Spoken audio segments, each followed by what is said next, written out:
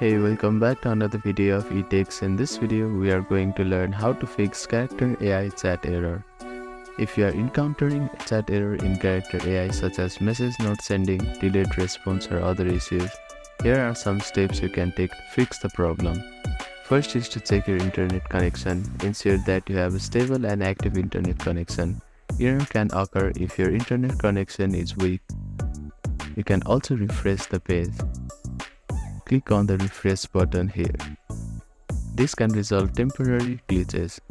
You can also log out of your character AI account and log back in. This can help re-establish your session and clear any session related error. You can switch to another browser or device to see if the issue persists.